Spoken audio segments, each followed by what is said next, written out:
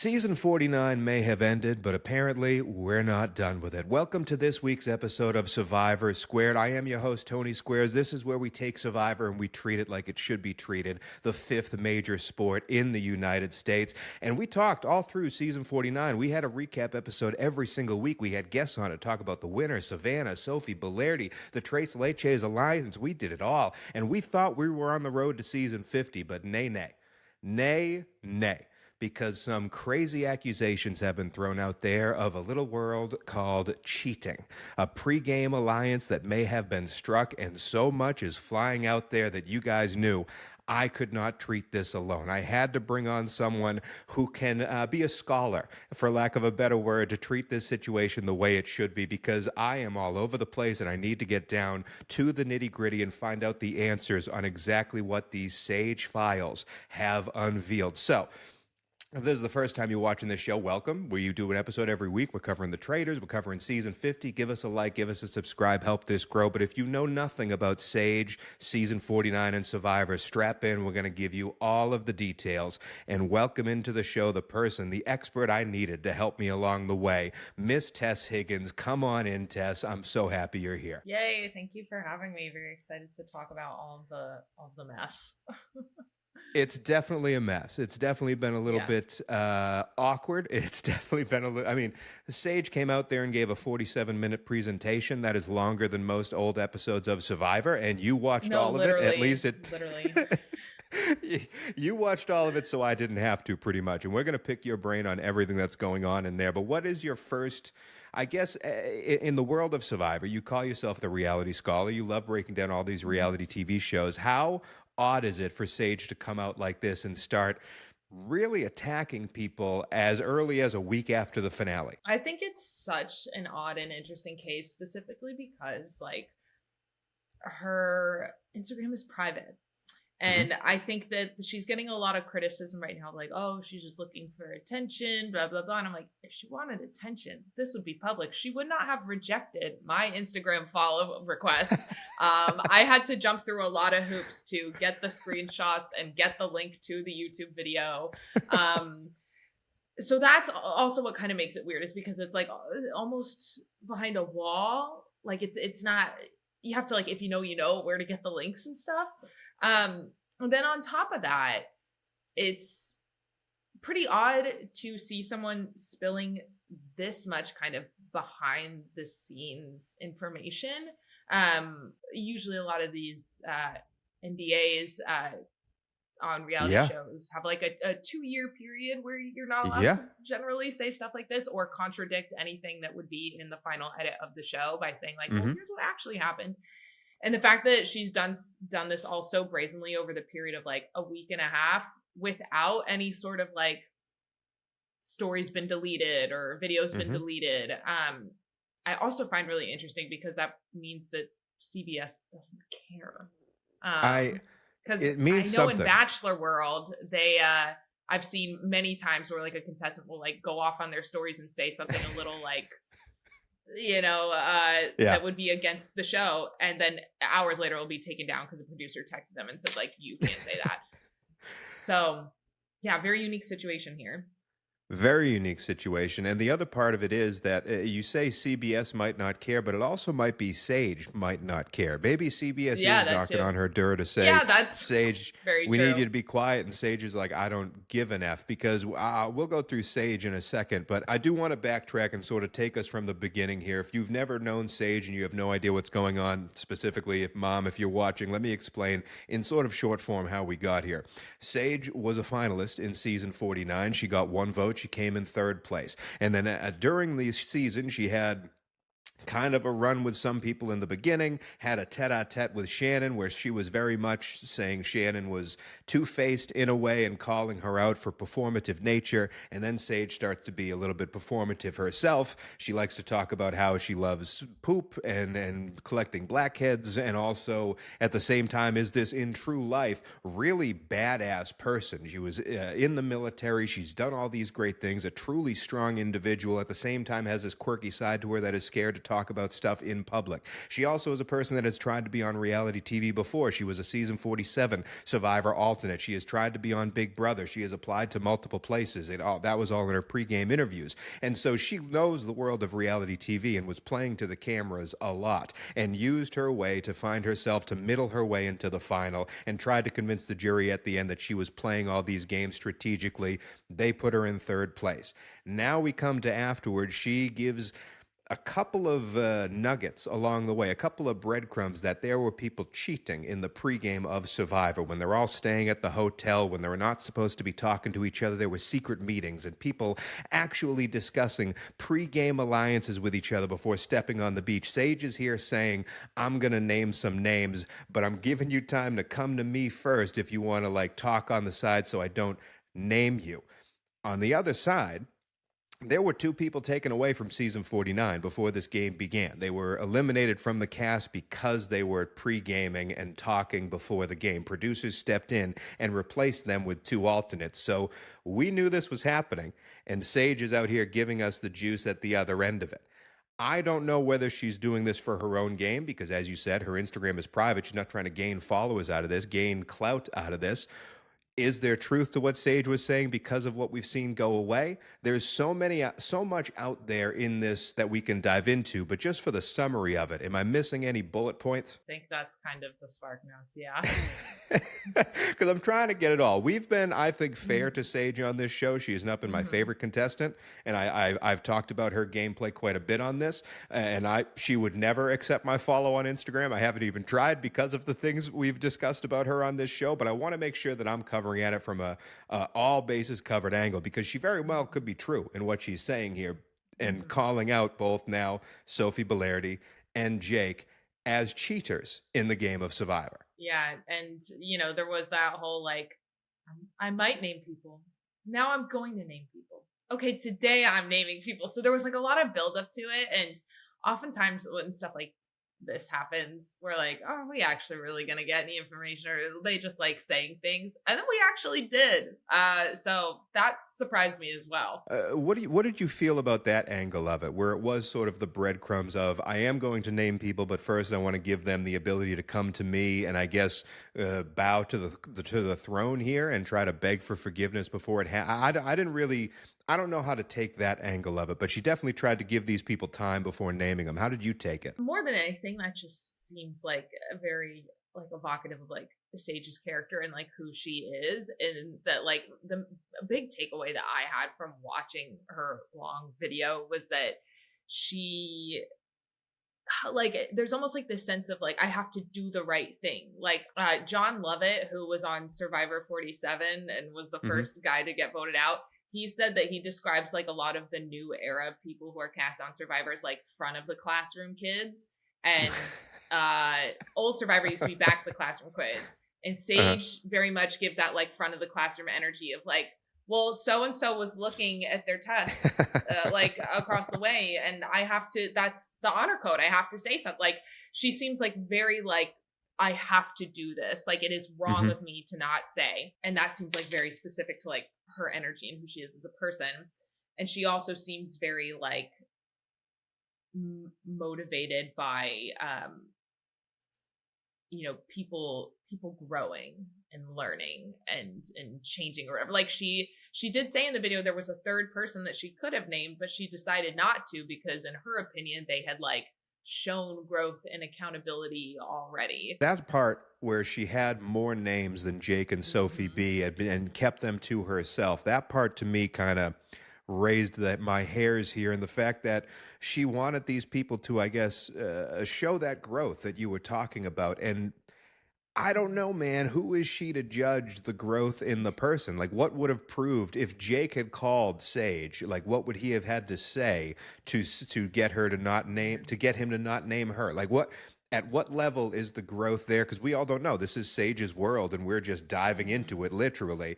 And so I want to know where those levels were. I don't even know who the names were. I don't even know who 3 and 4 were. I don't even need to know the people who kicked out were. I just want to know what growth was she looking for specifically, because the way it all came out, Jake aside, she does kind of seem to have an axe to grind with Sophie Bellardi. She talks about how Sophie started a secret Instagram account called Torch Snuffer and now has the receipts that it came from her phone number, even though her brother runs it now.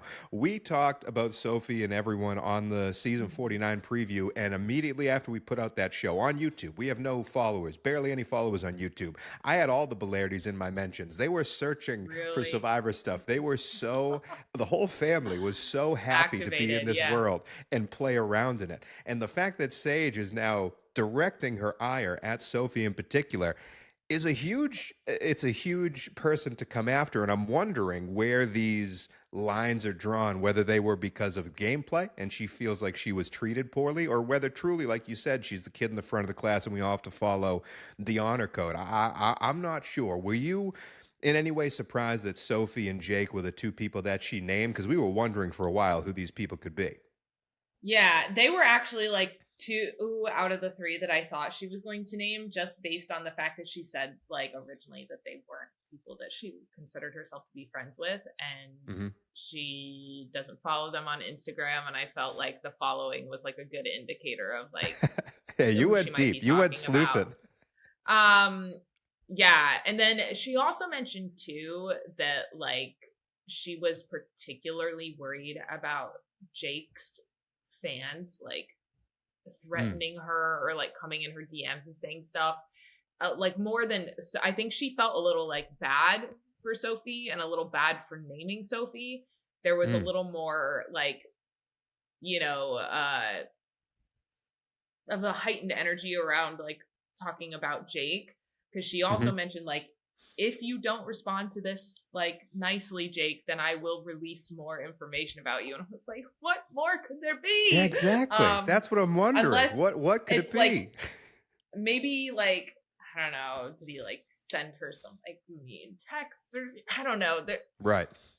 Releasing info sounds wild to me, but now I'm like, oh well, now I want to know what that is too. I think she's done a very good job of keeping the interest level up there because she has she knows how to tell a story. Like Sage, when you look at her and you look at her life, she knows how to tell a story and she knows how to let this stuff build. And that's why I don't know what her end game is, because no matter whether CBS is telling her to stop it or whether they don't care, she will never be a part of CBS production ever again. Like she has that bridge is burned. When you break this NDA, you're never going to be called back. There are other reality shows that may use her because of this, but most of them will see it and go, we can't have her. Like, is her end game truly to try and find everyone should be open and honest about this, because now we have all other castmates coming out and giving their 2 cents? Is she just mad that how the game went and it didn't go in her favor and she thinks Sophie and Jake may have had an advantage that she didn't have? I'm not sure exactly what her end game is, but I do want to ask you, as a person who knows Survivor and knows reality well, these cheating accusations, like it might not sound to the person who's never watched Survivor, okay, they were talking before the game started, who cares? Like, can you walk me through just exactly why these cheating allegations would be beneficial in the game? Yeah, so I mean, I think it all comes down to like Survivor is a social game, and so if there is an existing relationship that you are coming into a game with, where everyone is supposed to start like on equal footing, then that can give you an advantage. It could also potentially be a disadvantage for maybe down the line in the game, like that relationship doesn't benefit you anymore and you got to turn on them. So, I can see it playing out a bunch of different ways. And I was actually just doing a deep dive into this new article that came out today that Dalton Ross did a like huge, very long preview of season 50. And there is a chunk of the article that talks about like, okay, well, these are all returning players who probably know that they might be coming back. Like, what is the pre-gaming level here? And a lot of people cop to it. Like, there's a quote from Angelina where she was like, oh, I met Chrissy at a party. I loved Chrissy. Like, I definitely want to work with her. Like, Uh-huh. we are totally going to have a secret alliance. But then there were some people like Aubrey was like, oh, I'm not going to talk about that. We're not supposed to do that. So, in a returner season, it makes sense. And I think that's Yeah. unavoidable. But in Yeah. a season where everyone is fresh, that could certainly make a difference, especially Hmm. because the more you start talking to people, that influences your opinions of who those people are, and like who they are, like take shape in your brain. And Yeah. maybe that first impression is something that will be hard to shake, like over the course of the game. I heard on Drop Your Buffs was talking about this, and they said, like, does it matter if the pre-gaming makes good TV? Well, I thought that's an interesting thing to consider, because maybe pre-gaming could be lead to a very good experience for us, or maybe it could lead to a bad experience for us, like as an audience, but it might have a different impact on the people in the game.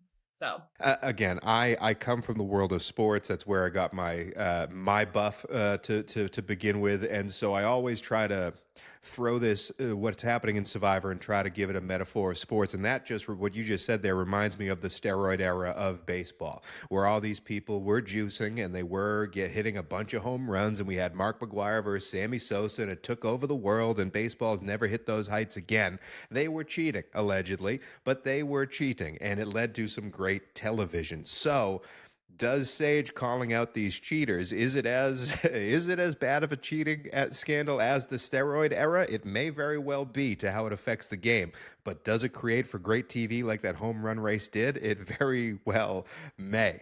I have to ask you, though, with everything you've seen, with everything that Sage has laid out, with how you know Jake and Sophie Belardi to be, because I've been following them ever since. Sophie Belardi, especially, is attacking her 15 minutes of fame with all of her might. She is doing everything she can and doing it very well, making TikToks, making Instagrams, very much wants to be in the public light off of this Survivor 49 run. Do you believe these accusations against Jake and Sophie B that they were cheating and pre-gaming at Ponderosa before the game, do you believe those accusations hold any merit? I'm leaning towards like yes.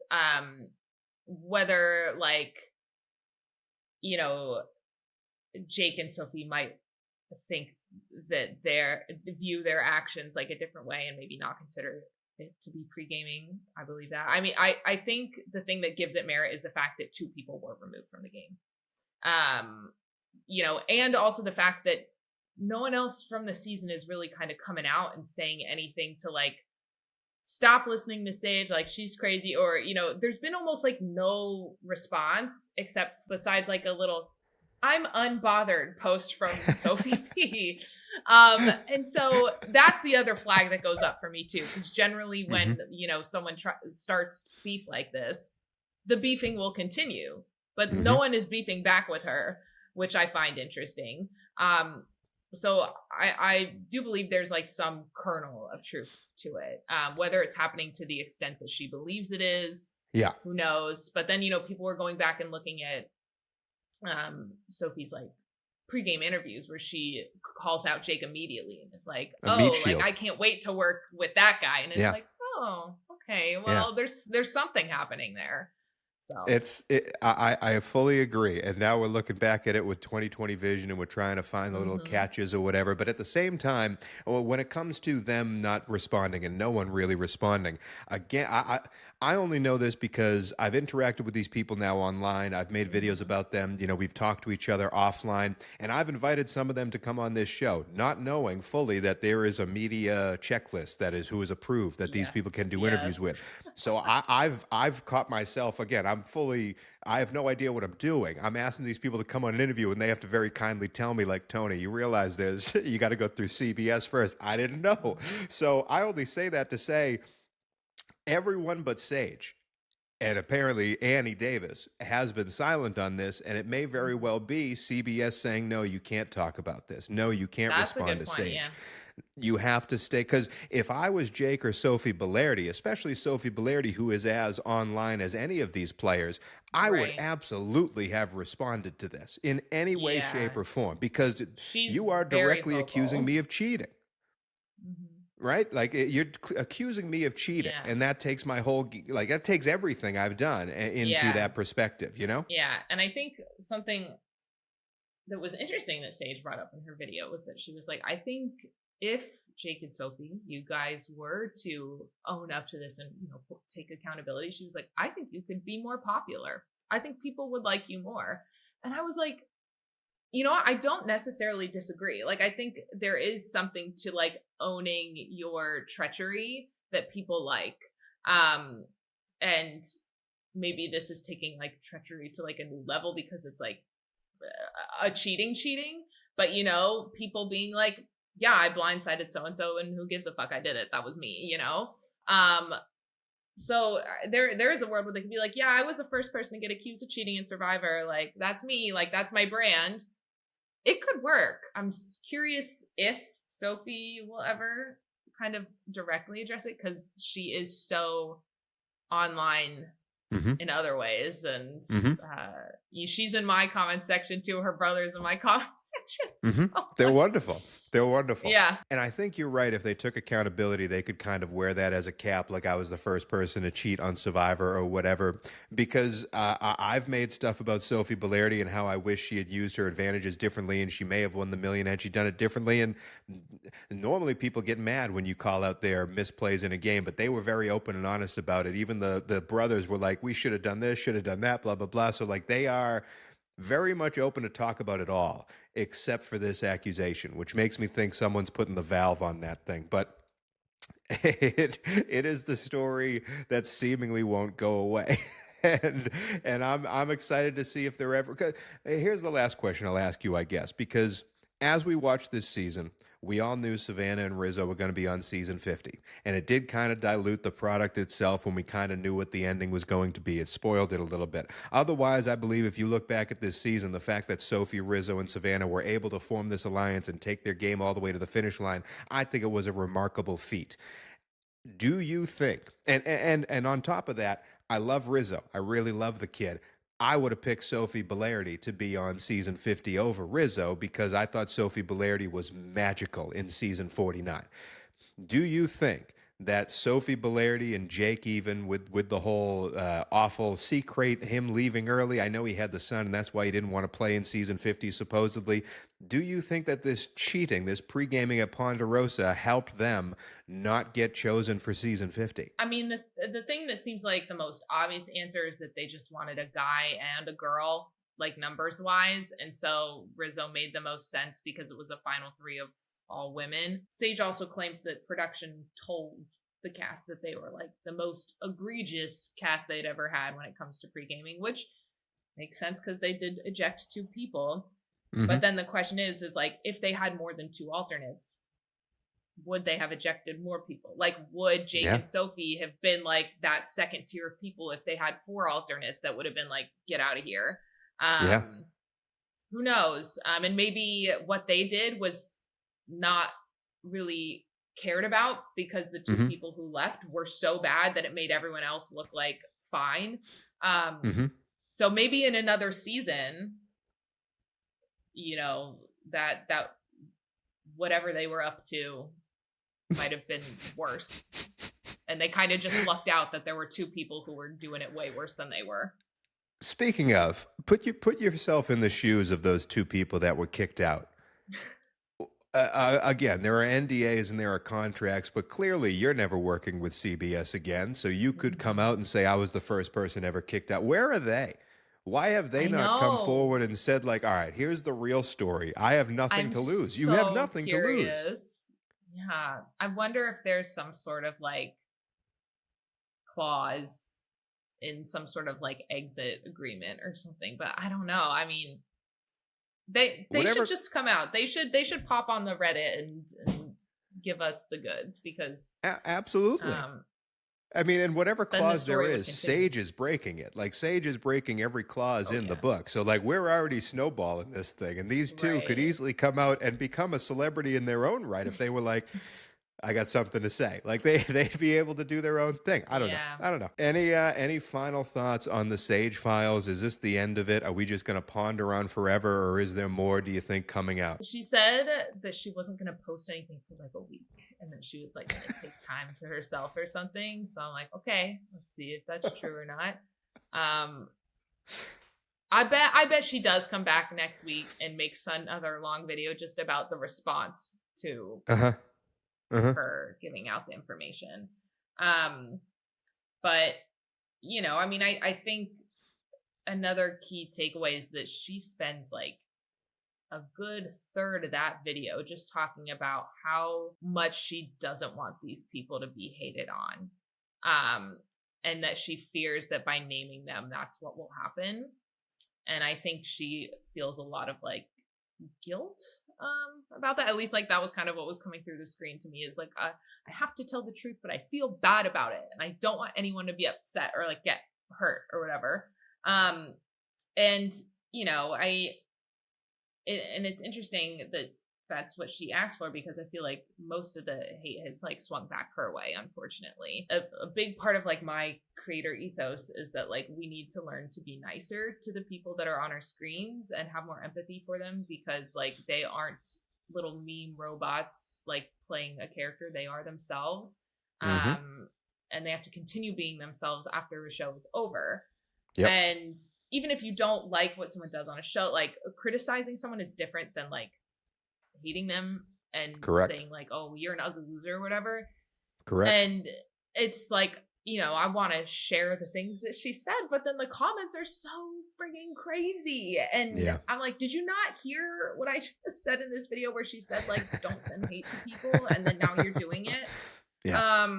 So I think it's also just providing a really good example of like, you know, how activated people get by this stuff and how not to respond to things. I agree. So that's been disappointing to see. I'm like, be thankful. She gave us something to talk about. Be thankful. I agree with you. I agree. I agree wholeheartedly with the fact that people definitely need to treat these players on these reality TV shows nicer, because they are real people. You're allowed to call them out for being a villain and say, I wouldn't have done that move, but you're not allowed to say and get away with some of the things that people like to get away with the keyboard behind them. I will say, if I had to be honest about this, I see this whole thing not as Sage being the front of the classroom. I see it more as sour grapes. So I am not fully convinced that Sage is doing this from a good and holy perspective. But again, that's me reading into it and giving my opinion on it. She can talk whatever she wants to say. She can make any video she wants to make. That's her right. But I'm a little bit. I have a little bit of a jaded view on why she's making these videos, and maybe I am wrong on this. However, for Jake and Sophie Bellardi, those are heavy accusations to throw that they were cheating in the game. And hopefully one day we'll hear from them as to why. But Tess, I thank you for coming on this show. I thank you for breaking all this down with me. Thank you for giving me a little bit of insight on how to look into this, because this is my first time dealing with any cheating scandal in the world of reality TV. And I needed to have the reality scholar to come on here. But Tess, I do want to talk about, before you leave, you're not just a reality scholar. You made a movie? Yes. I am a screenwriter. My first film was released this year. You can stream it on Tubi for free, or buy or rent it from Apple or Amazon, then probably get another $1 if you rent it. But if you like reality TV, you might like the film. It's an indie feature called Him. Has the same title as the football one, unfortunately. Which that movie stunk. Copyright Tess. First, though. That is what people said to me. So that movie stunk, Tess. So I think you're already better than him. Just want to throw that out there. But it's about the final 5 women on a reality dating show who learn that they've been lied to, and they learn some unsettling information about their suitor, and they all have to band together and figure out what to do. So it's very like Girls Rule, like it's a fun, like I call it like it's a sleepover movie. So if you're into that kind of stuff and like behind the scenes, like all the shit that like we're talking about today, very, very evocative of what happens in that film. So if you're interested. Absolutely. As a person who's been in Los Angeles for quite a while, as an actor, writer, director, all those things, I know how hard it is to get a movie done. So congratulations for getting that done. Him is the movie. Tess D. Higgins on TikTok, The Reality Scholar on Instagram. Tess, thank you for joining us, breaking down the Sage files. And Survivor Squared fans, we will be back next week to talk about the first 3 episodes, because they're dropping all 3 of them of The Traitors on Peacock. Can't wait to get into it. Oh, man, reality TV doesn't stop. Until then, we'll see you next week.